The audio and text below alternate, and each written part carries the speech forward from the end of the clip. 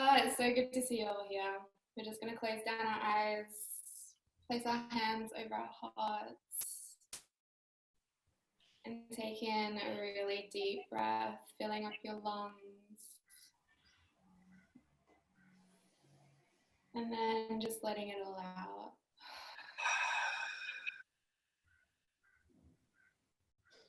And one more time, a deep inhale. And then letting go, releasing any tension that you may have in your body and in your mind. And take a moment just to feel your heart beating inside your chest. Feel the energy there. Bring your awareness to your heart center.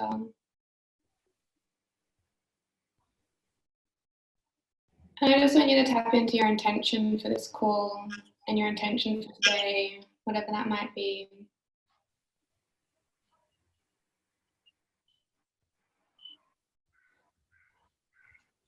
And then we're going to take another inhale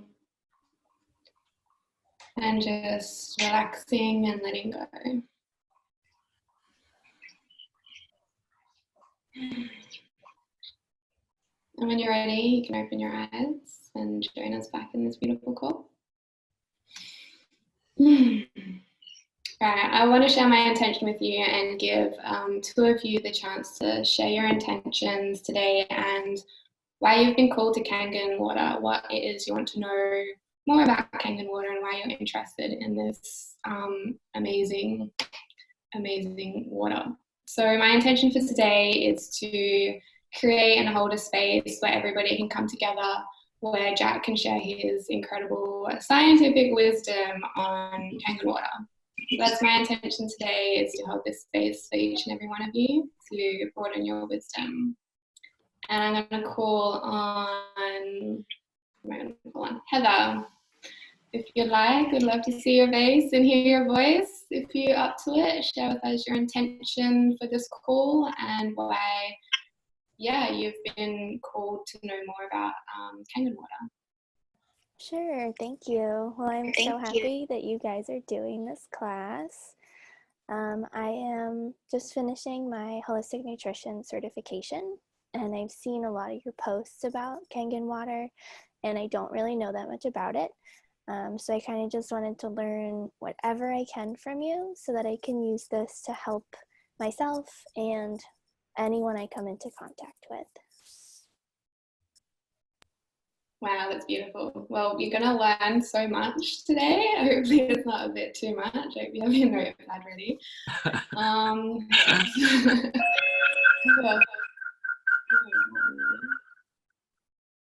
Danny, I think if you're not making breakfast, I'd love to see your face and hear your intention and why you're so called to Kangen Water. Hopefully she's there. She might be enjoying her breakfast a little bit too much. And that's so fine. That's fine. I'll call on somebody else. I think she's enjoying her breakfast. How about Alicia? Well, g'day guys.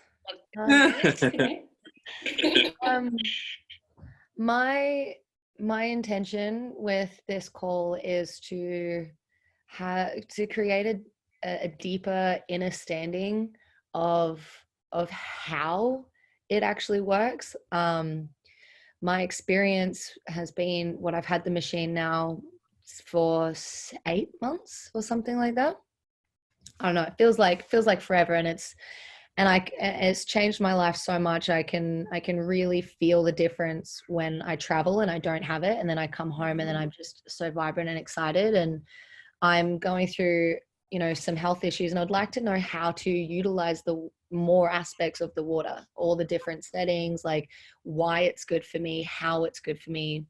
And then by creating that deeper understanding, then I can share this gift and magic and help other people as well. But until I really understand the backings of it, all I have to share is my experience. And everyone's always like, oh, well, how does it work? I'm like, I don't know. It just does. I'm the same. People are like, how does it work? And I'm not really like that scientifically aligned like Jack is. I'm like, it just works. It's good. It just works. Like, have some. I'm really, Amazing, really awesome. happy to hear, Alicia, though, that you are really feeling that difference. So I'm really glad about that. I haven't spoken to you for a little while, but I'm really happy to hear that that device is helping you a lot. I'm really happy to hear that. So that's great. So thanks for sharing that with me. That really helped. Oh, amazing. Thank you so much for sharing, guys. And I believe, Jack, I'll hand it over to you now. We will answer all of your questions. He's the wise man of the science behind it. It's very, very flattering. Hey, everybody. All right, my time to shine, apparently. So before I dive in to explaining some of the science behind this, which I'm concerned that I might go into too much detail. If I do, just jump in. We have a chat going. I think Midnight might be checking in on that. I'll keep an eye on that. If I'm going too in depth or you don't quite understand, just put up your hand or let me know or send us a message. I will try and just make it as simple and easy to digest as possible. And if we have any questions as well, I'll be able to field some questions along the way. And mainly I'm going to open up for a whole lot of questions right at the end. So hopefully that's going to please everyone. If you're watching this as a recording later and I'm talking about something that you don't understand or that you have some questions that I haven't asked, then shoot me a message. You know how to contact us. So get in touch. I really just want to help. So my intention with this call is to inspire everyone to have more of a deeper understanding of the power of the water so that they can integrate it into their lives more fully, because I know how powerful it is. I know how much it helped me, and I've seen it help so many other people. But I personally was very skeptical. It's part of, my academic history. I was really skeptical, and I was kind of like trained to be skeptical and really like critical about everything. And so before I could fully accept this water into my body and into my lifestyle, I had to just be like, well, is it really this good? And so I went on this really, really deep process and journey of trying to actually get really, really clear on, is this machine, is this water as powerful as they say it is? And if so, how? And by coming to a really deep and kind of rational understanding of that, I was able to really, really just accept that water more. And I was able to drink more and more and more without any questioning, without any subconscious like, oh, I'm not sure about this. I was just able to fully just be like, yes, this is amazing. And I support it with my whole being. And that just helped me go way deeper into enjoying the water. And that helps me get more and more and more of the health benefits and inspires me in the business aspect as well. And many of you who have your machines already are also in that area. So the more that you can just have that faith and belief in the device, the more that I know it's going to help you personally and also help you in your, your abundance as well. So I really just want to share what I've learned. And I really, really hope that in doing so, I'm just able to help you guys connect more to the power of this and to just come at a more kind of profound, sorry, I just had a call come through. Can you hear me? Good. I'm back. I just want you guys to really understand this water. So the first thing that I'm going to talk about, actually, does anyone have any questions about that before I go on? Is there anything else anyone wants to share before, before I progress any further?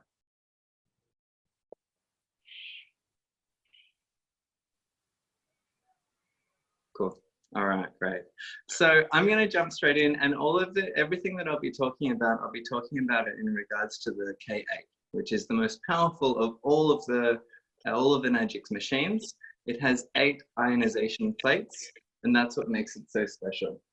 So I'm going to be drawing a whole lot of diagrams, and there's even a few that I've prepared earlier. Let me just organize my notes a little bit. So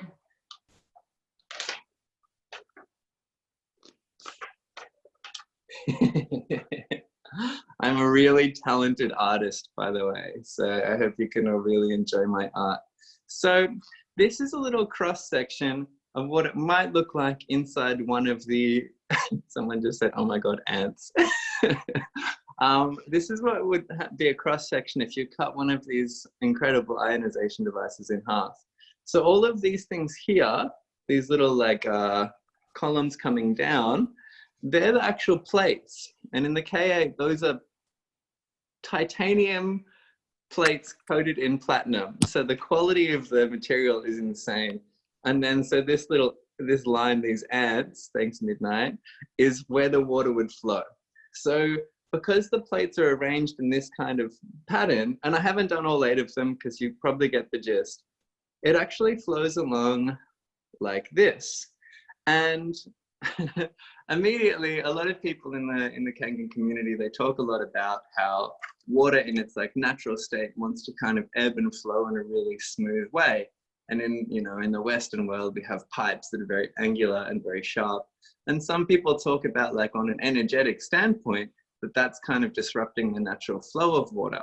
And so by going through this process in the machine, it meanders more, and that's more of water's like natural way of being.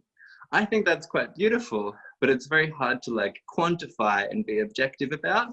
So we're not going to put that under the science category, but I still think it's interesting.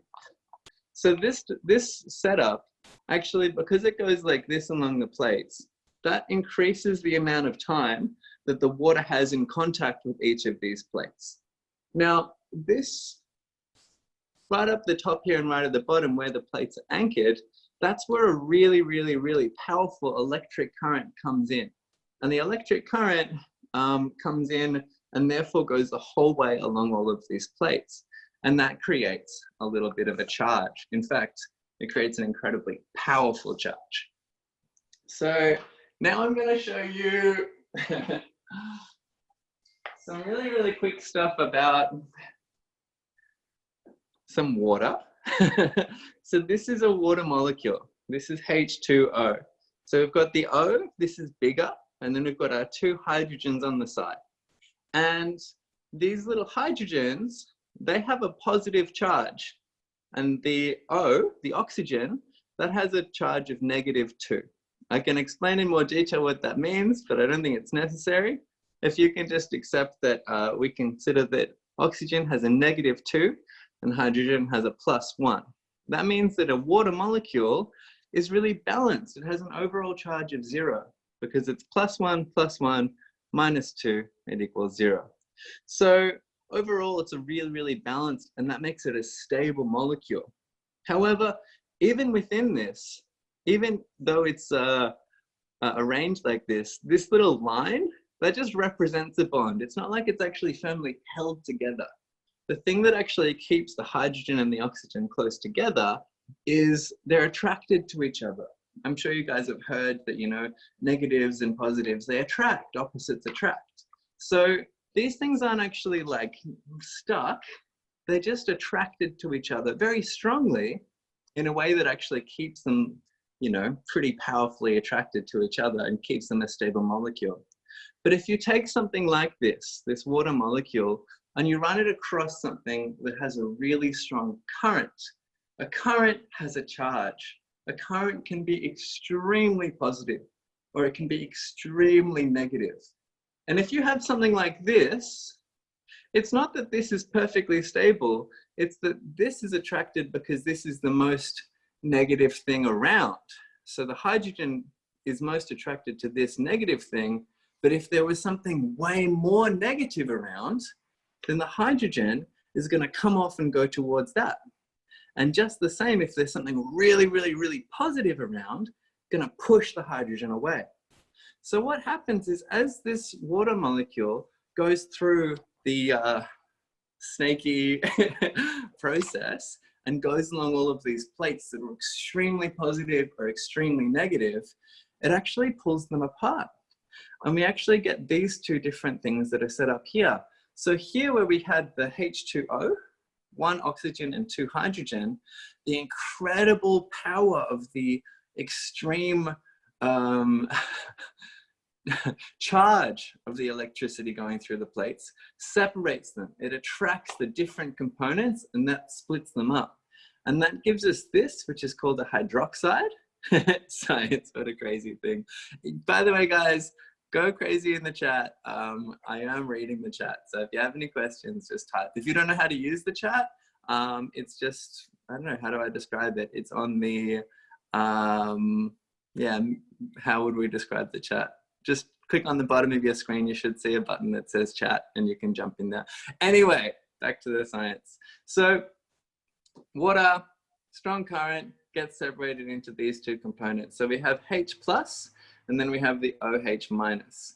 And I'm gonna call that, we'll just call that ionic hydrogen, and that's a hydroxide molecule. I'll try not to get too technical, but that's just what those things are called. So as we go along this loop, what comes in here starts as water, and then as it comes out, what actually happens is that we actually get two different types of little like solutions of water. And we actually get, by the end, we have one kind of pool of water, in this case, all the little tiny dots. I'm a really good artist, I know. All these tiny little dots, they're like our water molecules. And here you can see in this container that all of these water molecules also has a whole lot of these H plus ions that we actually liberated before. And then in this one over here, this is the other container, we have all of these little water molecules, and that's got all the hydroxide groups, which is all these OH minus things. So that's these guys, and that's what actually comes out. So as you, in your K8, the water goes along this really complex thing, and when you get your machine, you'll see that there's actually two hoses that come out. And the two different hoses have, you know, one puts that water out, and then the other water, you know, puts, you know, the other hose ejects the kind of the other water. So another thing that we can think about here is that these are alkaline, that's alkaline, and this is acidic. So that is how the process of going through this winding path and having a really powerful electric charge with positive and negative things, it splits the water into its components. And those components include protons, which is the H plus, and that is acidic water. And then the other side has the hydroxide. And so that's how we get the really, really, really strong acidic or the really strong alkaline water. And what that means is if you want to increase the amount of separation of those things, if you want to have more protons, more hydrogen, more acid, or you want to have more alkaline, all you have to do is increase the charge, which is running through the machine, increase the charge that the water kind of runs alongside. And that's going to pull things apart more powerfully. Now, acid, actually, I'll just talk about pH. So we've all heard about pH, I think. pH is how we measure if things are acid or alkaline.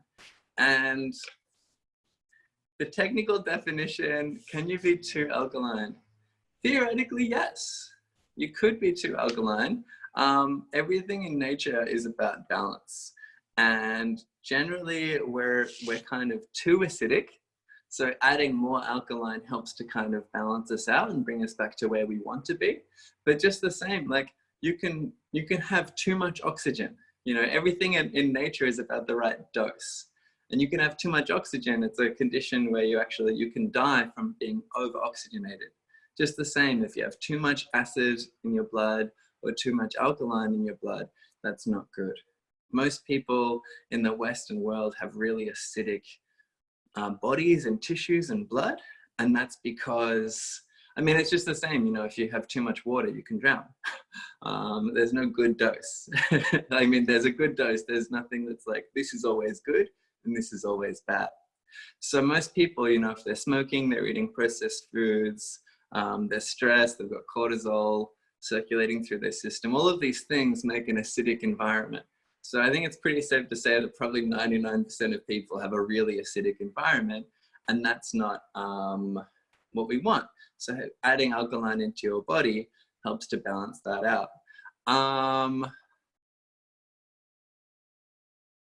How can you measure where your body is at with alkaline?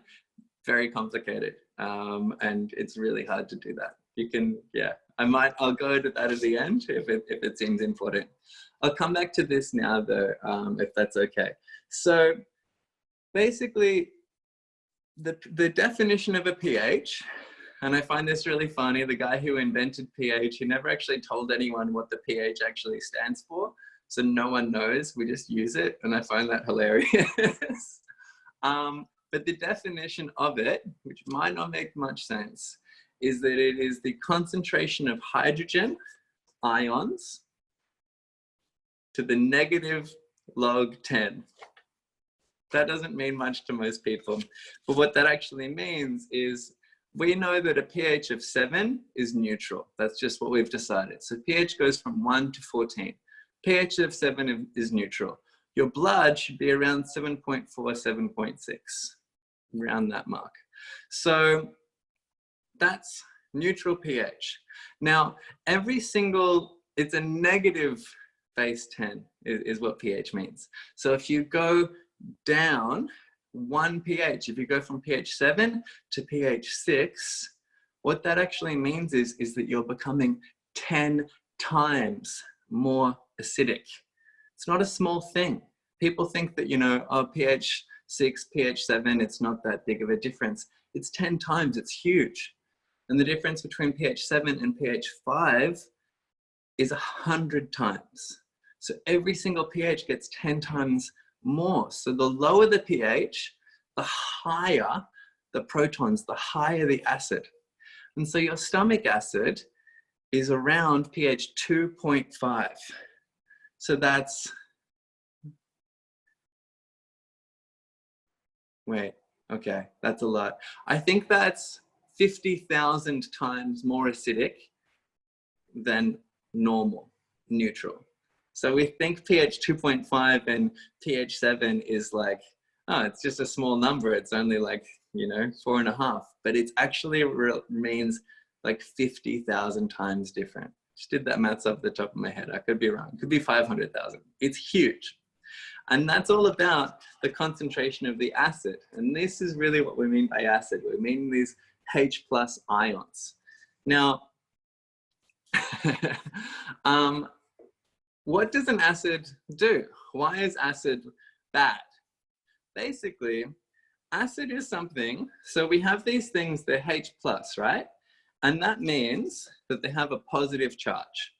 Now, everything in your body, everything in science and chemistry, it's about trying to get balance. It's trying to get to the most stable, that it can. So if there's something going around that's really, really positive, it's not always a good thing. Positive isn't always good. We have something really, really positive. It's going to be trying to attract negative things. And if we come back to this diagram here, these lines that I've drawn, those bonds, they're actually electrons. And electrons are a negative charge. So it's probably going to get too technical too quickly. I've probably gone already way too far, but most bonds between different molecules are made of electrons, and electrons are negative. So if we have something really, really positive floating around, it's going to be trying to grab these electrons. So that's going to start pulling these things apart. So if there's electrons which have a negative charge, and that's what's keeping these two ions connected, and we have this guy coming around, he's trying to pick all of the negative things away from other things, well, that's actually going to break this stuff apart. It's actually going to break bonds. And that's what acids do, they break bonds. And that's why they're great for cleaning. If you have if you've made like a big mess or a big stain or something, and you want to break those bonds up, you know, you put some acid on it, and it doesn't just like suck it up, it actually kind of disintegrates it and turns the thing into not just the whole molecules, but it breaks it up into all the tiny components. So it just kind of evaporates and melts. And that's why we break things up and they're easier to clean or whatever. But in my body, I don't really want things being broken up. I'm pretty happy with all of my organs and my tissues being held together and kind of doing their jobs. So I don't really want something in my body that's acidic coming around and, you know, breaking things up. The acid in our stomach, I want that there. That's great. When food goes into my stomach, I mean, into my mouth, there's all of the, like the food is held together. It's held together by bonds. And I want the acid in my stomach to pull that apart, because when bonds are broken, energy is released. So the only way I can get energy from the food that I eat is to break those bonds apart. So I really want that in my stomach. It has a really useful role there. However, I don't want that in my lungs. I don't want that in my, you know, in my liver or something like that. I don't want that to be broken apart. The body has put things in certain places, and the stomach is really, really protected. It's designed to be acid. So it's safe to have acid there. But in general, in most of my body, I don't want to mess with stuff. I want things to stay as they are, and I don't want to be breaking down bonds wherever I go. Now, the other side of this is alkaline, and where acid comes along and it like takes the electron, an alkaline thing is actually going to go around and it's going to start like donating it. And again, this can be a little bit imbalanced. Like that's going to start building stuff, or it's going to start, you know, destabilizing other things by putting different building blocks in places where maybe they're not supposed to go. But if you have a whole lot of acid in your system, and that's kind of taking all these things away and it's breaking all of these bonds, well, then you're going to want to have something that's actually going around, it's putting those electrons back, it's going to put those negative things back to actually, you know, basically undo that damage. So I'm just going to double check my notes and make sure that I'm really on top of what I want to be talking about. Great. So then I also want to talk about free radicals.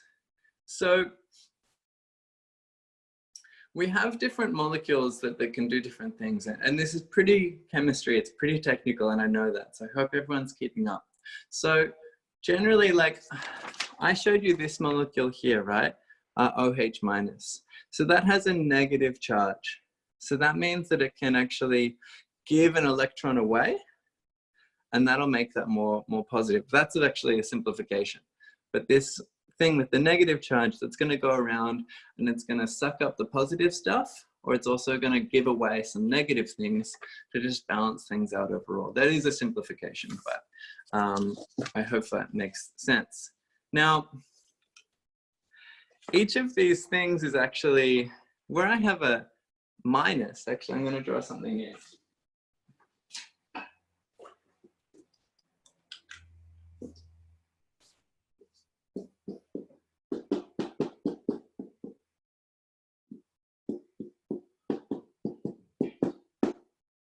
So, I'm going to get rid of that. Great. So that's going to be minus. So, I don't know if you guys can see. Maybe I need to make these dots a little bit bigger. We can think about every single molecule has 8 electrons around it. Well, it can be 2 or 8, but let's just stick with 8 for now.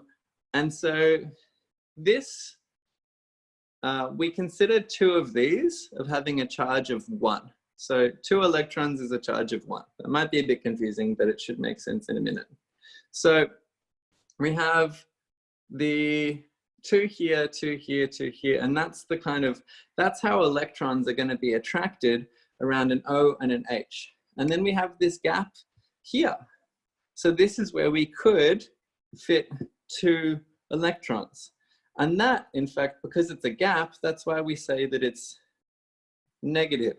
It's down 2 electrons, which means it can accept 2 electrons. They can go in there. So this can come around and this can suck up electrons, which have a negative charge, and that's going to help balance things out. So this, the OH minus with 2 spaces, this is actually really, really good. It can it's fairly stable like this, But if it can, if there's electrons floating around that aren't being used for anything, it can suck those up. So they really like to be in pairs of 2. What can happen is, and I'll make this a little bit bigger, hopefully everyone can see all right. Midnight, can you just let me know if this is showing up properly? I know it's a bit technical, but okay, cool.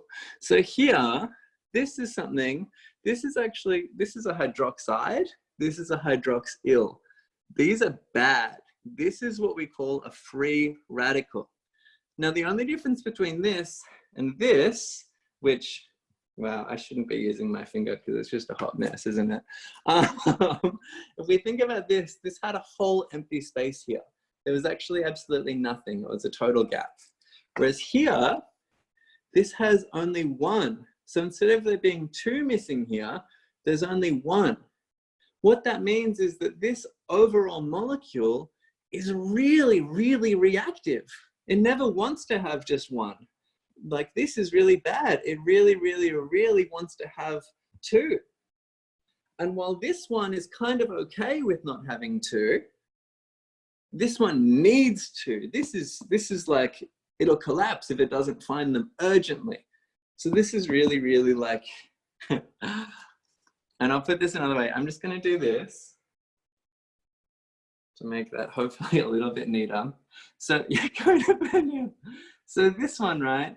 This one's kind of okay. It's got the negative charge, but if it's floating around and it happens to find 2 electrons, then it will pick them up and then it will be happy.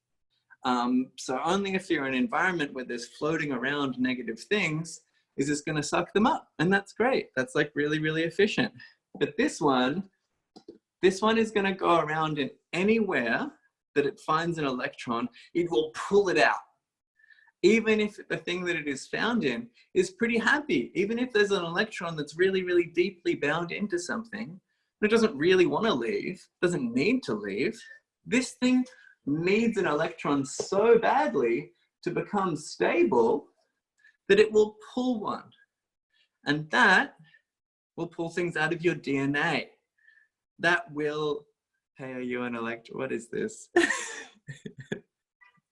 Because I would like to pick you up. Amazing. So a free radical, because it is so thirsty for that electron, it will pull it out of places where it doesn't need to be. It will pull it out of a DNA helix. It will pull those things out from where they really, really shouldn't be. And that means that free radicals floating around is going to destabilize your DNA. It's going to destabilize all of this stuff. So free radicals are really bad. We don't want these for obvious reasons. Now, I'm going to go in a moment to talk about how Kangen water actually helps to suck up and get rid of these free radicals. But apparently my power cable isn't plugged in properly. So I'm going to jump in and I'm going to go and fix that. Midnight, can you just check in with everyone for about a minute or two while I do that? Hi guys, what's happening? How's everybody enjoying this? I'm sure we're all keeping up. We're all very smart people. You're loving it? Awesome. I love your little pickup line. That's great. Amazing. Cool. I'm glad you guys are understanding it. I'm just here drinking my water like, yeah, this is good. It works. I'm actually learning something, which is really, really good. I was really hoping you would learn something. Okay, cool. Yes, we're all good. And I'm just going to take a little break to drink some of my own Kangen water. Little water break.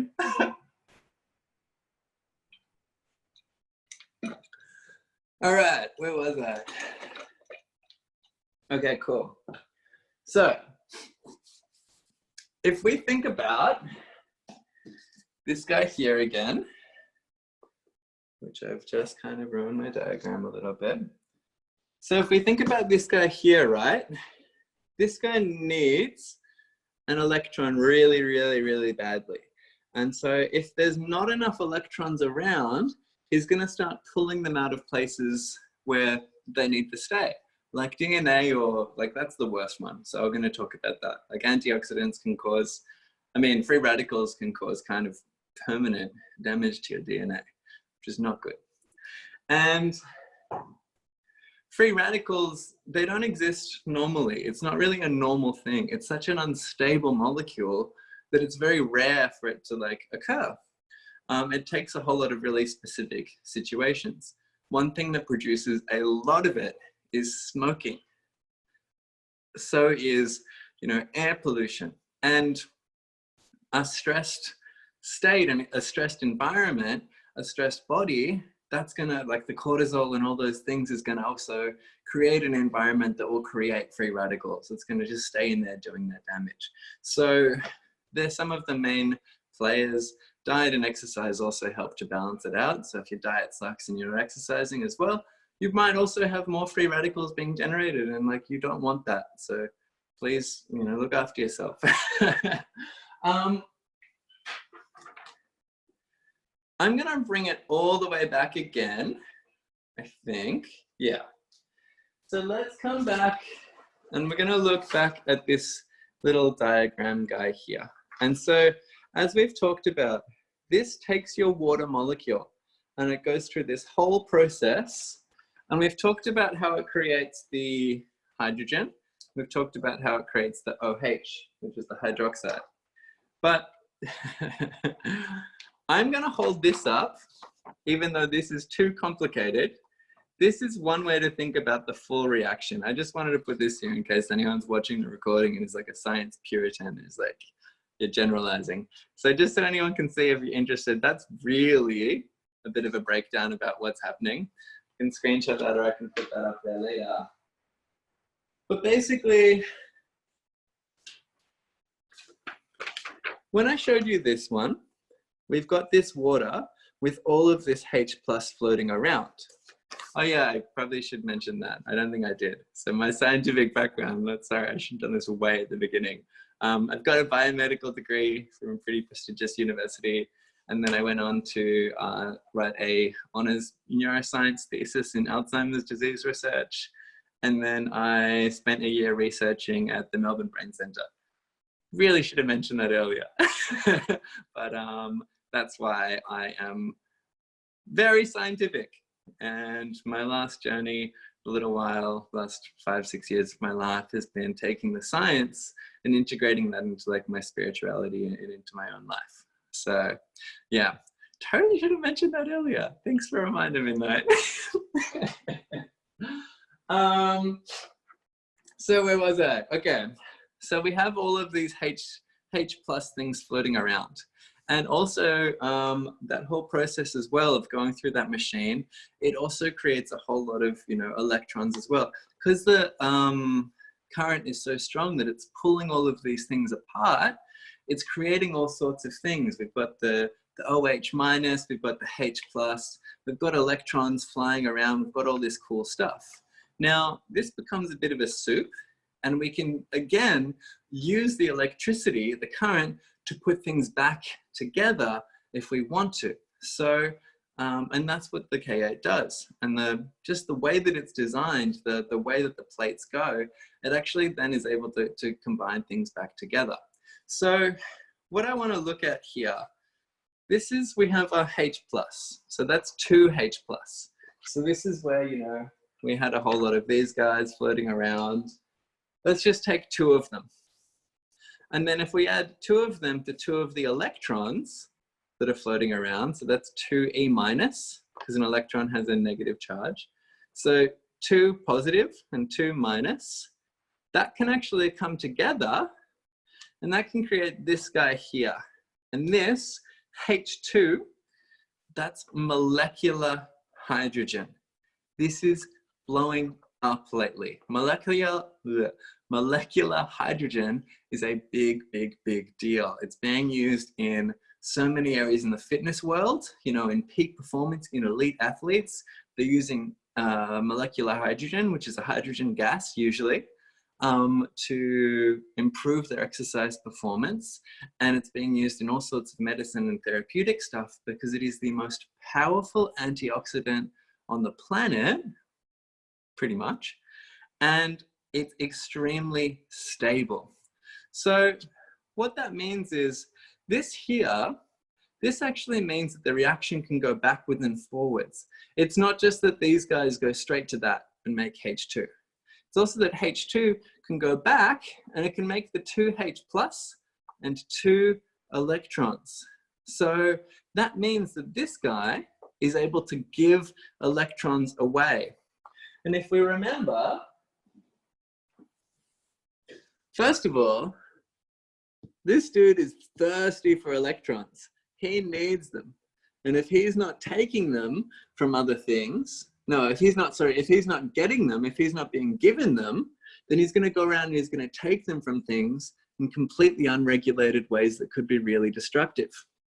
So, if we have our H2 and that's floating around and it runs into one of these guys, and this guy's like, hey, I really need an electron. Have you got any? He's like, oh yeah, just give me 1 second. I'm going to undergo a quick reaction. And in fact, now I've got 2 electrons for you. Do you want one? And this guy's like, hell yeah. And he becomes complete. He becomes whole. He gets his extra electron there. And that actually means that he doesn't, you know, he's happy. Big tick. He's complete. He doesn't need to go around and start pinching them from other places. He doesn't need to start breaking down other bonds from stable molecules or breaking down things from DNA. He's good. So the other thing about this is not only does a molecular no more codependency, not only does H2 go around and it gives these electrons, but one of the big things is a lot of, what did I even write here? An antioxidant, a good one, donates an electron without becoming unstable. So H plus. If you know your periodic table, hydrogen is the smallest molecule on the planet. It is tiny and it's really stable. It's pretty happy to just flop around and go all over the place. It's really abundant. It's pretty happy to just exist like this. Just because it's like that, it's got the positive charge. It doesn't really need to react with stuff. It's pretty content. So what that means is if we have molecular hydrogen in our bodies, that means that it can go around, it can make electrons to give away, and it can also form H plus ions that float around that are pretty stable. So that means that this guy is an antioxidant that's also extremely non-reactive, which means it's really, really, really, really, really good. So basically, the reason that Kangen water is so incredible is that the incredible power of the current that comes through these plates is so strong that the way that it actually destabilizes the wrong word, the way that it pulls the water apart and then puts it back together again, not only does it make a whole lot of these guys, but also because if you're in an environment, right, and these guys have a whole lot of H plus, well, I said that they're not that reactive, and that's true, but they're always going to try and get to the most stable configuration. So if there's a whole lot of them, there's this thing called equilibrium where basically if you have too much of one thing, it's going to find ways to kind of even out. So if you have a whole lot of this, actually, I'll describe it this way. So let's look at this reaction again. So I said before that this can go backwards and forwards, right? And one way to create more of this is to drive this one up. So if we have lots and lots and lots and lots and lots of this, basically this whole system is going to be like, look, I have so much of this. What can I do with it? Where can I put it? Oh, I know. I'll pick up a few electrons and then I can go over there. And that will mean I have less of this. It will balance it out more. So a way that we can basically produce molecular hydrogen is creating a huge amount of H plus in an environment where there's electrons and keep it under pressure, a little bit of pressure, so that they stay in the same spot, so they react, so that they want to become this molecular hydrogen. And that's basically what the K8 does. That's what the machine does. As it goes along that windy, windy path, it's separating the things out into the components, but it's also keeping them together. It's getting rid of some of the things in the little waste runoff chute. It's getting rid of the stuff that we don't want, which is going to drive that reaction I just showed you in the direction of producing more molecular hydrogen.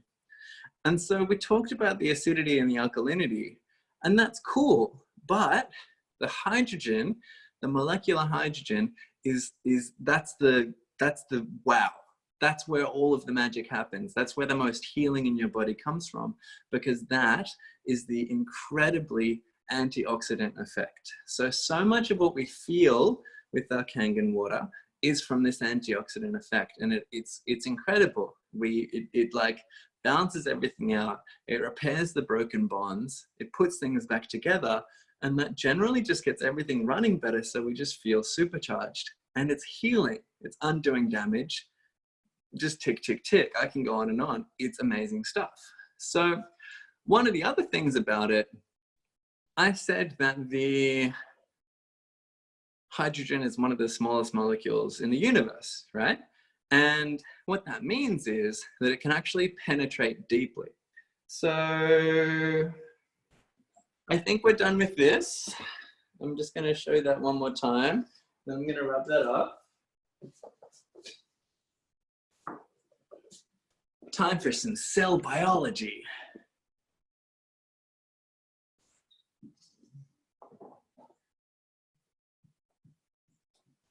Just bear with me, guys.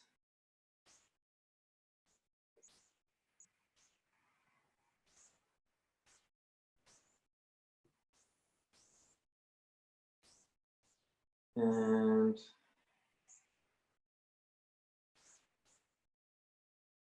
oh, I'm such a good artist. You guys are gonna love this. All right. This is a cell. Let's just trust me on that for now. I'll fill that in a little bit more later. This cell, this layer here, this is actually, it's a membrane. It's a membrane that encloses the cell. Wow, that's a really straight line when I draw a side on. Hey, imagine that's a really, really nice straight line and they're really, really close together. This membrane is actually, it's called a lipid bilayer. Again, I might get too technical here quickly, but this is what our cell wall looks like. And this gives me flashbacks to my, PTSD from my thesis, because this is what I did so much of my research on. So these little on the end here, this is our lipids. And these are, that's too complicated. Our membrane is made up of two little components. We've got these guys on the outside and these guys on the inside. So these things really repel water and these guys really attract it. And that makes a barrier. So all of the attractive stuff is held on the inside and all the repulsive stuff is on the outside. So that means that in our cell, certain things are going to come along, and if they don't fit, they're going to go away. They're going to be repelled. But if on the inside here, they're needed, they're actually going to be able to go all the way through. Now, most of the time, that needs to happen through these little gates, these little channels, and I'll actually make that one a little bit bigger. So if we have a really, really, really, really big molecule, let's say it's a protein, that's not going to be able to slip through this little gap in these little phospholipid bilayer. It's too big. So that's going to need to go through this huge channel here. And that's going to open up if it needs whatever this is to come into the cell. And if it's not, that will be all closed up and that won't be able to go in. This is getting messy quickly, and I know that. Now, let's say on the inside of the cell here is really, really there's a whole lot of free radicals around that are doing damage on the inside of this cell. Now, let's say that this guy was a great big antioxidant, but it can't get in. Maybe because the free radicals have done so much damage that they've messed up this gate that even lets it in. So this guy's in trouble. It needs help from the antioxidant, but the antioxidant can't even get in here. However, there are these tiny gaps between little holes in the membrane, and that is where H2 2, because it's so tiny, it can actually just slide right in there and then get to work, clearing all of this stuff up. So because it is so very, very, very, very small, this molecular hydrogen, it can just pass right through. It can go straight into cells and go straight through the cell membrane and get to work doing its magical healing stuff on the inside of cells where it's needed. So that's a huge advantage. That means that it can do antioxidation all over the body. Yeah, so that's what bioavailability is about a lot of the time. Bioavailability relates to, sure, we've got these things floating around, but can you use them? You know, for example, that first antioxidant that I showed you, for example, it was huge, but it couldn't get into the cell. It couldn't do the work. So we call that not being bioavailable. And that just means, like, yeah, you can have all the good stuff in the world, but if your cells can't use it, it's pointless. So hydrogen, molecular hydrogen, is very bioavailable. It can go straight in to where it needs to do the work. And as we talked about, that means going into the cell, donating the electrons, stabilizing all of that stuff, and then becoming H+ ions, which will probably just go and join something else pretty quickly, pretty happily, but also they're pretty happy to just float around themselves a little bit too. So that, I think that's pretty comprehensive. That's why H2 is amazing. That's why it's one of the most powerful antioxidants on the planet. And that's what's really, really, really good. Now, just trying to double check. Let me check my notes. Let me make sure that I've got all of that. Yeah, I think that's pretty much everything that I wanted to share about the molecular hydrogen. And what's this question? Yeah, pretty much, yeah. So Heather, that's correct, but not just in the cells. I'm explaining that it's also amazing because it can go into cells, but also it can just be floating around, like in your bloodstream. There's a whole lot of cells, right? But there's also just a whole lot of molecules floating around too. And there can just be free radicals just floating around in your blood. And the H2 can be there and it can encounter it there and it can antioxidate those free radicals. It can give them the electron and stabilize them, which means they're not going to go around doing more damage. So yeah, so basically the benefit of H2 is that it can be a strong antioxidant that is stable, and it can do that anywhere. Now, I'll say a little bit more about this. And Ma, I don't know if you're in this call, but I know that you asked this, so this is for you. You asked in the group the other day, what makes the Enagic machines different or better, or how do they even compare to the other devices? So one of the main reasons is that the Enagic devices are some of the most powerful on the planet. In fact, they are the most powerful on the planet. There's not another one that is as strong as they are. There's not another one that can actually, there's no device that can reach such an incredible power. And that means incredible ability to separate the water into its two different molecules and two different components. And that also means that the Enagic machines are better at making molecular hydrogen, or they're just incredibly good at it. And one of the ways that we measure this, maybe this is too technical, I'm nearly done, so there's not too much more technical stuff to go over. But the way that we measure that is by a negative ORP value. And that really is a measure of not just how much current and force we can put into these plates, but it's also a measure of how effective that is at translating into actually changing the water. And so Kangen machines have an ORP of negative 850, and some people with their own home devices measure it at negative 1100 when it comes straight out of the tap. So it's really, really, really, really powerful. The more negative that ORP is, the more antioxidant the water is considered to be. And Kangen makes some of the most powerful antioxidant water on the planet because it's the most powerful. And then the other thing that is really, really important to consider with these devices is that unlike many others, because you can, you know, there's a lot of other devices on the planet, this technology itself isn't that complicated. In essence, you run water along and you put a current beside it. It's not crazy complex stuff, but the quality of the machine is a measure above. Like I mentioned, the plates themselves are titanium coated in platinum. Platinum is one of the rarest, most expensive metals on the planet, and that makes this plates that the water runs along some of the most high quality plates that you can possibly get, and that means that the way that they affect the water is incredible. And a way that I think about this is, I don't know if you've ever like bought like a really cheap, like you go to a $2 store and you get like a fry pan or something like that. And you look at it and you're like, oh yeah, this looks cool. And you start cooking with it. And after a while it starts to crack, it starts to peel off, or it smokes, or like it just looks good, but it just kind of sucks. And on the surface, does it cook you food on a stove? Sure, yeah, it does. But if you get like a really premier, like you can get like $1,000 fry pan, you're like, well, what's the difference? Why is it worth it?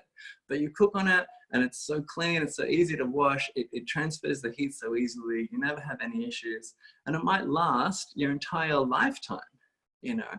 And that's sort of the difference that I see. Like, yeah, you can get other ionization devices, you can get other products that do this reaction, but the quality of the K8, the quality of Energix machines is so much higher that it honestly just doesn't even compare. It is the only device which is medical grade. It is used in hospitals. I say this a lot because it's insane. In Japanese hospitals, this device is considered a medical device.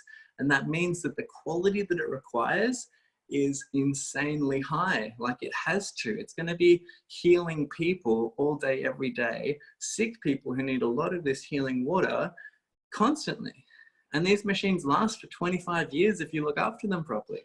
Yeah, you can get cheaper devices that claim to have similar ORP levels, but they don't last 25 years. They don't produce as much molecular hydrogen.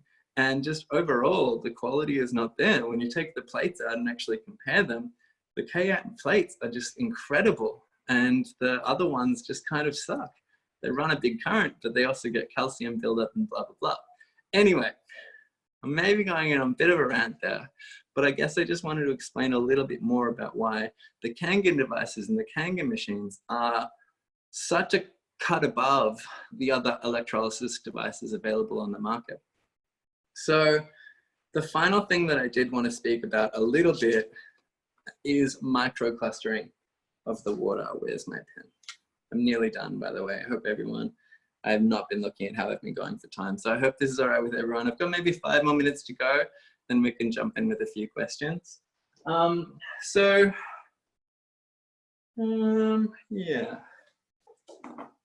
Let me tidy that up a little bit. So one of the other things that we should look at, right, is if we think about water, and I'm just going to draw it like this, even though that I guess would be much bigger. No, let's wait. Technical difficulties. All right, I'm going to relax a little bit on my judgment of my art abilities right now. So usually, right, we might have, let's say this is normal water, and it's going to be floating around like this, blah, blah, blah. And it's just in a big, like, let's say we have a container like that and the water's there. It's going to have these positive things are going to push each other away. These negative guys, they're going to push each other away. So that's, you know, even though it's a stable molecule, there's still interactions between the two different positive parts and the negative parts. It's still reactive. It still has a charge. It's going to push and pull. What microclustering does is, because the water goes through that snaky process and gets pulled apart and put back together, or just, you know, the pressure is quite high and it just makes everything come really, really nice and tight. So what that means is, instead of the water being like this, we actually get, and this is as I understand it, and I'm happy to be wrong here, but we actually get the water gets kind of put together in these really, really, really tight little bundles, which are arranged in ways where they actually don't repel each other that tightly. So in the same amount of space, we can have all of these water molecules that are really, really tightly packed together, rather than individual ones floating around in a bigger area. And then if we come back down here, it's really artful, thank you. If we come back down here and we look at, remember, this is what the cell membrane looks like. Now that I've kind of made it a little bit messy, but so I'm going to make another gate here, right? and this one is a little bit smaller. So let's say that we have one water molecule, and only one water molecule might just be big enough to go through there. So that means one water molecule can get through at a time when this gate is open.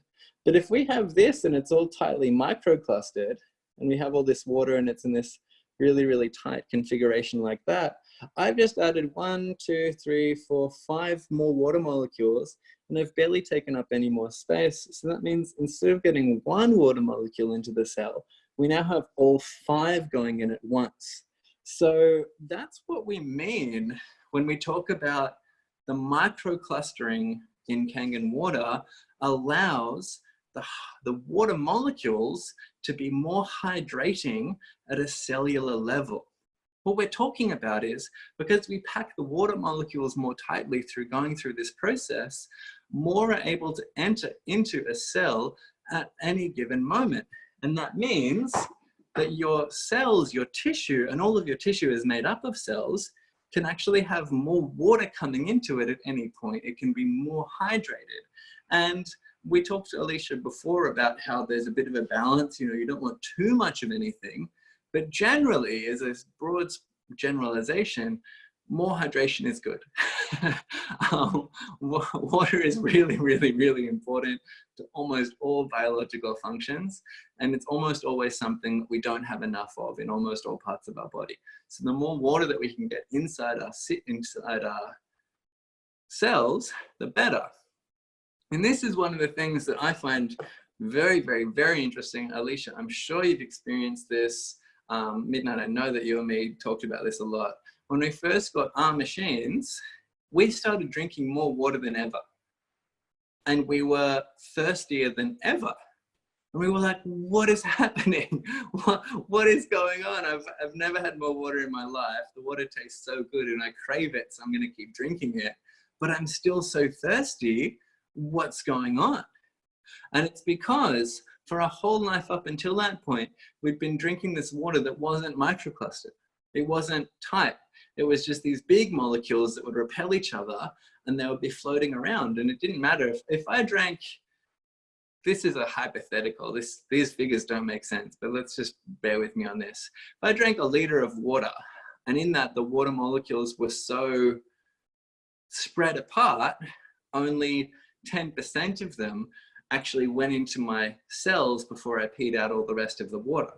Whereas if the water is microclustered, maybe, totally made up numbers, figures here, maybe this time 70% of the water, because it was so much tighter, could go inside my cells, and that would mean that only 30% of the water that I drank would actually get peed away and not used. So that also means that as there's microclustered water, we can have more water going in inside of our cells. That also means that it's able to, the water that's in there can pick up more of the crap that, you know, our cells produce. We call it metabolic waste. It's byproducts of just doing normal cell things. It's toxic and you want to get rid of it. You want to flush it out. And usually a cell only has a certain amount of water, so it can only flush away a certain amount. But if you put more water in there, it can actually be like, oh my God, I've got enough water to get rid of all of this stuff. And a lot of people experience when they first start drinking Kangen water, they actually have like a full-on detox because the water's going into their cells at a level that it never has before. It's getting all of this metabolic waste that's built up maybe for years and is actually flushing it out of their system in a way that they never have before. So you get thirsty because your body is like, oh my God, I've never been hydrated like this. Like, give me more. And so you drink more and more and more. And you pee more and more. And I was finding as well, and maybe this, I don't care. I don't think this is too personal. Even though I was drinking more, my pee was still was becoming more yellow. And usually I used to think that that meant that I was more dehydrated. But if you think about, I'm going to talk about urine for a bit. Why not?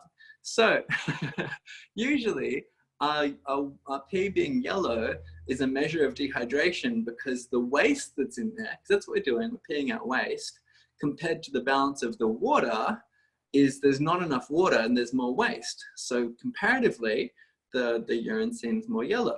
However, I was increasing the amount of water I was drinking, but there's also massively increasing the amount of waste that I was getting rid of as well. So that's why when I was drinking more, it's really flushing my system. I'm really getting all that stuff out, and I can see that. I can see that in my urine. People get headaches and all sorts of things if they start drinking too much of this water. It's 11:11, thank you. If they start drinking too much water of this water too quickly and they're just not used to it, and they've had a really toxic lifestyle and diet and intracellular environment for a long time, then they start drinking this and it just gets rid of all this toxin. And sometimes I can be like, whoa, like I almost feel sick because all the toxins that were stored in my cells, they're now actually coming out. I'm experiencing the toxicity as I get rid of it. How quickly did you guys notice differences? 3 minutes. I drank the water. First time I ever tried it, I was like, this is good. Whoa, I feel good. And then over the rest of the day, Alicia is the same. Everyone who drinks it, they're pretty much immediately like, whoa, this is the shit. It's crazy. And then over the rest of the week, as I talked about, you flush more and more of those things. You get more and more and more hydrated. You flush more and more of these toxins. And also you're getting all of this antioxidant stuff from the alkaline environment, from the hydrogen, the molecular hydrogen. Again, that's such a huge deal. So we're getting more hydrated than we've ever been. We're getting rid of more toxins than ever. And we're also flooding our body with one of the strongest and most powerful antioxidants on the planet, which is also one of the most stable that can penetrate cells most deeply. So all of this is what this machine does on a scientific, chemical, physiological, biological level. And even explaining, you know, how the machine produces the water. This is what I wanted to express to people. And there's a lot of misinformation out there about how this all works. Everything I've told you is the research as I understand it best. And I think I get it pretty well. And also I hope I've explained it really, really well. But so that's what really blows me away, is that this water is so insanely powerful, but this company will sell you a device that can produce this water that's so incredible, and you can have it in your home. I drink water that's this good every single day. It's insane. I just love it. So yeah, that's really just what I wanted to share, I think. I wanted to really go into a lot of detail on why these machines are so epic. I really just wanted to share that. And I really hope that by you guys understanding on a deeper level, like where this all comes from, yeah, why it's so powerful, that would be great for me, because I think that really just helps, that really helped me be like, oh my God, this water is good. It is legit. It is incredibly powerful. Now that I can understand that, now when I drink this and I feel so amazing, I don't have to wonder like what's really going on here. I can be like, wow, I feel amazing, and I understand how it's helping me, so I can just go all in with enjoying it. So that's, I think, really what I wanted to share. That's it. That's it. That's it. I'm done. That is my scientific presentation, I think. So if anyone has any questions, now is the time. Thank you. Wow, that was amazing. Take a look at the chat now. Sorry, yeah? Yeah, there was a question. Somebody wanted to know about boiling water. Does it change? Oh yeah, oh my God. So, because the water is microclustered as well, I saw that, so that was about tea. Because the water is microclustered, it also means, like, I talked about how that goes into the cells of your body and how that's good, but also it being so much denser, it also means that it's going to go into the tea molecules or the coffee molecules. It's going to get deeper into them. It's going to activate the tea leaves. Like, I know they're dehydrated, so they need that water to come in. They're still a cell, it's just a dehydrated cell. So if you put Kangen water into your tea leaves, it's able to go in deeper, it's able to create a stronger tea, it's able to get more stuff out. And also tea and coffee, they have antioxidant properties, and so does Kangen water. And so combining the antioxidant properties from the molecular hydrogen with your tea and also getting the water to go in deeper into it to penetrate it more. It makes it tastier, it makes it healthier. And yeah, for real, I find my water is way tastier. Like my tea is way tastier if I drink it with Kangen water. I don't use it for anything else. I use it to cook pasta, to cook rice, anything at all. Soups, all of it is way tastier. There's a whole lot of people who have had a huge success from bringing this water to businesses and restaurants because it makes food taste better. And people are like, what's your secret ingredient? You're like, it's the water. Plants, insane. Yeah, absolutely. It's the same thing. It's microclustered. It can get deeper into the plant cells. It can make the plants have access to more bioavailable water. Our plants grow like crazy. It's almost too much. They grow so fast, it's almost a problem. Like they're just out of control. I love it. I absolutely love it, but it's just insane because when I water my plants and I see them just be like, I think about how that's also what's happening in my body as well. And so, yeah, that's what I find really, really exciting. I get to like visually see in a plant how it's helping me too. Yeah, amazing for pets. Incredibly, incredibly good for pets. Yeah, honestly, like I have no downsides here. And as well, like I said, because the antioxidant is molecular hydrogen, because it's such a stable molecule, there's no risk, there's no downside. It's not dangerous to anyone or anything. It's just a powerful, beautiful water. Does anyone have any more questions? Sandra wanted to know, how do we get one into our lives? Well, yeah, we would love to help you with that. You know, really, like the reason that we're sharing this information, like, yeah, we love these machines, but we also, like, we're telling you this stuff because we're distributors and we want to help connect you guys with these devices. It would be our pleasure. That's kind of what we're doing. I'm trying to teach you this stuff so you can be like, oh my God, this will help me. And then, yeah, you know, we can help you. We're ready to help set you up, not just with having the machine in your life, but, you know, with everything to do with it. You know, that's what this is all about. So you're in the right place, Sandra. Reach out to us and send us a message, and we're more than happy to help in every and any way that we can. So if on Facebook or Instagram, just reach out to Jack and I, and yeah, we can definitely help you there. Yeah. Alicia also wanted to know your degrees and stuff. Just go over your okay. background. Yeah, so I have a biomedical degree where I majored in anatomy and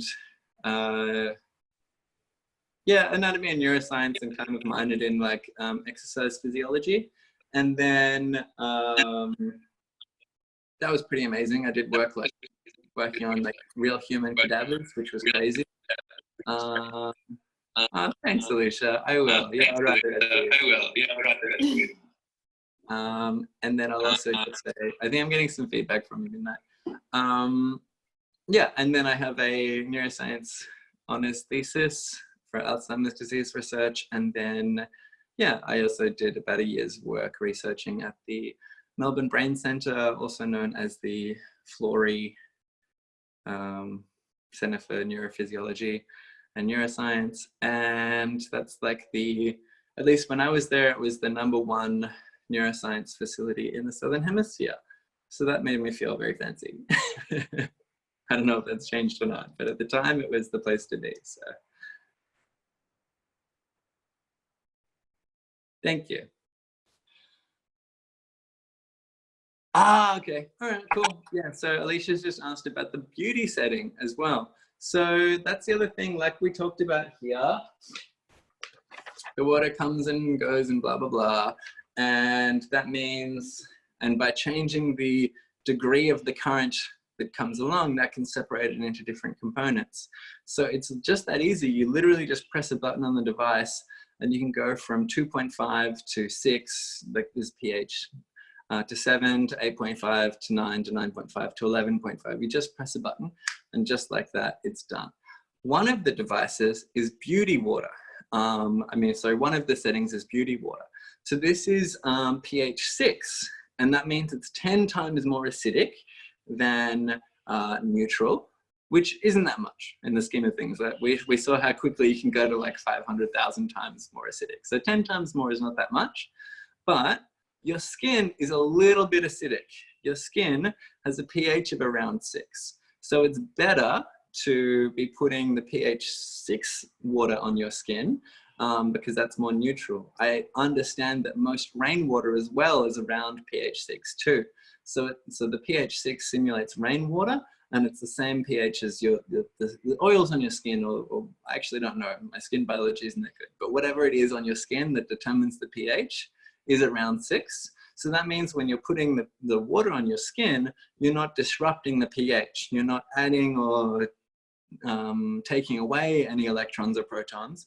You're keeping it balanced, and that's why the beauty water that you can use as a facial toner or whatever is a great product for your skin as well. And that was a really good one to use on the plants as well, because it's the same pH as rainwater. The best level for drinking water in general, Trav, this is your question, is I think it's the World Health Organization, or I don't know, some governing body recommends a pH of 8, like as an alkaline water, from 8 to 9.5. So your device produces 11.5, don't drink that. There's some documents out there saying that it's a good thing to drink. They have no basis in science. Like there's some misinformation in this industry. If you're ever unsure about this stuff, let me know. But you should, you want to theoretically be drinking the highest level of pH up to about 9.5 that you can. And some people, like I talked about, when they first start drinking this water, it can be a bit intense. If they've had a pretty toxic body for a while, they might need to build up to that. Because don't forget, the 8.5, the 9.5 is 10 times more alkaline than the 8.5. It's not a small thing. Like it's one digit, but it's a big jump. So you want to make sure that you're, what they recommend is that you build up to it. So if you start drinking the 9.5, me and Midnight just jumped straight on that, because I'd like to think we were pretty healthy beforehand. And we flushed out a whole lot and we felt really badass. But a lot of people, they find if they go straight to that, it can be a bit too much. There's too much toxins, or they get headaches or something. So Enagic that recommends that you start at 8.5. Maybe you drink 8.5 for a week or two, and then you go up to the 9. Don't forget, the 9, 8.5 to 9, that would be 5 times more alkaline. So it's a big jump, 5 times, 500%. It's a huge deal. Then you might drink the 9 for a couple of weeks until that started to feel good, and then you might go to the 9.5. And that's generally what a lot of people recommend, or you can just go for it and just start at the 9.5. I only really ever drink the 9.5 anymore. Yeah, because it's like the best. That's the one that has the highest amount of the molecular hydrogen as well, because the higher the pH, the more of the electrolysis that occurs. That's the snaky stuff. And that means the more molecular hydrogen comes out. So that's what makes that machine the best. I mean, that water the best for the healing properties. Yeah. Any more questions?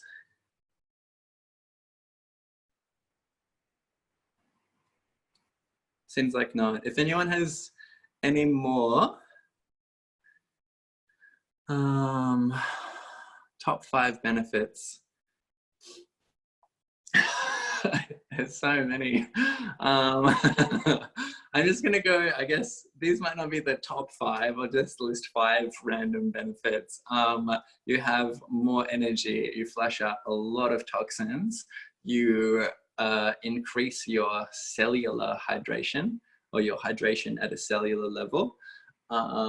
You get rid of free radicals, which means you get rid of oxidative stress. I'll also say this another way. Oxidative stress is considered aging. I forgot to say this. Those free radical guys, the bad ones, they're considered the sign of aging for a lot of people. That's like your wrinkles and stuff, or the tissue in your body aging. A lot of people say that can be due to free radicals. It's also to do with telomeres, but that's too technical. So we can also say that antioxidant water is also anti-aging water, and that is a correct statement. So yeah, it's also anti-aging. It actually reverses aging. It doesn't just halt it.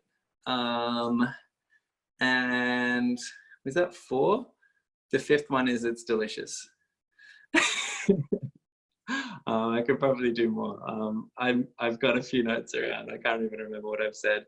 Yeah, I noticed some digestion and gastrointestinal changes for sure. Mainly in that my sensitivity to foods that weren't good for me increased. And all the foods that I should be eating, like a really nice vegan diet or whatever. Yeah, no worries, Sandra. I went way over time, way more than I thought, but have a great appointment. Thank you so much for jumping on. I'll see you later. But yeah, it definitely helps. Like, yeah, I think we should wrap it up after this too.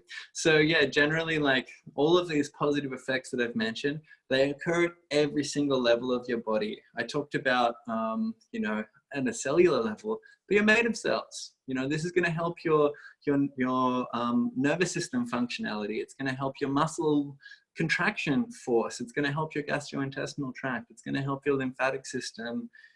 Like this is a blanket statement, but it is basically just that this water will help every single thing.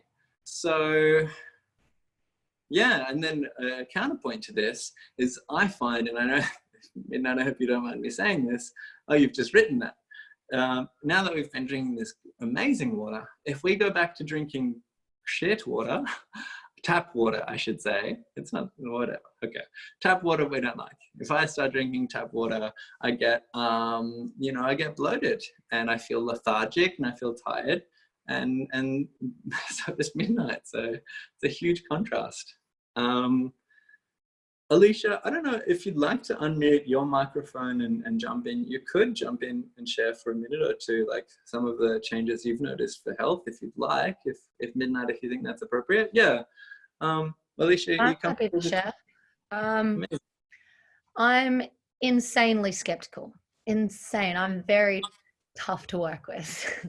And, like I've had so many people try and like tell me that I should get the Kangen machine, and I was just like, no, like I wasn't feeling it. And then I watched your video, Jack, and it like you just have such a way of articulating yourself, and I love the science. And I was just like, just something in that video I watched of his, I was like, you know what, fuck it, I'm gonna do it. This is an investment into myself, into my health. And I looked at just the machine, not the business side of it, and I just wanted my own visceral experience. And what I've felt is it was instant. Like from the first cup of water I had, it like literally, I think I drank like 4 cups of water. It was like, no matter how much I drank, it just didn't feel like, you know, when you drink a cup of water and it sits heavy in your belly. I just didn't get that. It was, I could just keep drinking. And I was like, what the heck is this? It was like a dry sponge absorbing, actually absorbing everything. And then, yeah, my, like instantly from when I started like urinating after that, it was potent. And I was like, I even reached out to you guys. I was like, what is happening to my body? Like, is this okay? And it was just like like you explained it to me in the way that now for the first time, this water is getting to parts of my body that it actually has never been able to reach before, and clearing out this stagnant parasites and toxins and just crap that no longer needs to be there. And it felt like that, and it smelt like that too. It's a bit of a gross process to start with, but it's such a beautiful process because it's like, wow, like my body's actually working how it's meant to work now. And I just found that like my memory fog went, like I had more energy, more vibrancy. I was able to kind of separate from some unhealthy codependence substances that I was also having. And I've just like, it's been fluid, and I've not really struggled. I haven't had my depression, like all of these things. And yeah, I've noticed my digestive system has improved. I've had massive issues with irritable bowel syndrome, leaky gut, candida. And I've noticed that with this machine, I'm actually able to digest food a lot better. I feel like what I'm feeling intuitively is that I'm actually absorbing nutrients from the foods now, and it's actually going into my body as opposed to just kind of just going out. And yeah, I feel so much better. And then my animals, one of my dogs has severe arthritis, and since she's been drinking the Kangen water, I can't get her to stop. Like, she's just so happy, so vibrant. She can jump up in the car. Like, literally their fur has become so soft. Their eyes are so clear. Like, they're just, I can tell the difference. And even recently I just was moving house, and so there was about a week and a half, because I like deassembled the machine way too early and was too lazy to put it together. I was like, oh, whatever. And I felt the difference in that week, and I was moody and grouchy, and so were my dogs, and like they weren't pooing properly, and like even I wasn't. I was like, what the heck? And now we've settled in for about 2 weeks, and we're back to health. Like, I just honestly think this machine is incredible, and any sort of skepticism that I had is just instantly gone with just the experience of having it. And I'm really excited now to kind of dive into the business aspect and try and get this into more people's homes. Like, it's changed my life. Really has. So. Wow, perfect. Thank you so much for sharing. That's how I feel, you know. There's a lot of that skepticism, and that's why I wanted to go into this detail. I wanted to have all this information so people could understand more and actually have that experience, like have the knowledge of like, oh, this is how it actually helps me, or can help me. Because I know, and you know, that when we drink it, we're just better. And I want that for anyone. Of course I do. But if people have some skepticism or something, and if by educating them a bit more, we can like lower that level of skepticism, and that's going to help them like, be able to get involved in this and drink this water that's going to heal them, then this is great work. This is an incredible use of my time to educate it. That's going to help people drink a water that's going to heal them and make them better. And I've had the same experience. If I had 1 week where I couldn't drink the water, I was like, oh, I hate everything. Why am I so tired? Like, it's so crazy. And I also realized that that's how I was living my life, my whole life up until that point. So that was pretty wild. And yeah, I don't want to go back, and I want everyone to experience this and just have this water in their home so they can feel this good all the time too. It's yeah. Amazing. I think we should wrap it up. We should. Even people we totally watching should. Wow, I've learned so much. I myself have learned so much. I hope everybody else has learned so much. If you have any questions or you want to get your very own machine, please reach out to Jack and I. There's a Facebook group chat that's really active, and that's the best way for me personally to reach out, or Instagram as well. So just reach out. We're more than happy to help. So yeah, I'm going to close this amazing, incredible little meeting that we've had today. So just going to bring us all back in together and closing down our eyes. Taking in a deep, deep breath. Inhaling all that good information and wisdom that you've just acquired. And then letting go. And one more time, a deep inhale, connecting back into your heart, back into your intention. And just letting go. I'd like to thank each and every one of you for your time and your enthusiasm and your interest in this incredible, incredible water, and your desire to spread this out into the world. It's something I stand by wholeheartedly. It is a way that we will heal the planet, so to speak, and it literally raises your vibrations. So it's been an absolute honor for me to be able to host this space, to be able to create this space for each and every one of you to learn more about this. So thank you all so much. So much love to you all. Thank you, Minna, for bringing us together. Thank you to everyone who attended. Thanks for listening to me. I hope you all got so much from it. It was my absolute honor to share my love to you all, and reach out to us if you'd like to look into getting a machine yourself. If you have any more questions, we're here for you. We just want to help. We just want to connect you with this amazing water. And yeah, I have a whole lot of ideas for all the other things that I want to start sharing and talking about. But yeah, I'll just let all this integrate and settle now. So thank you again. Thank you so much.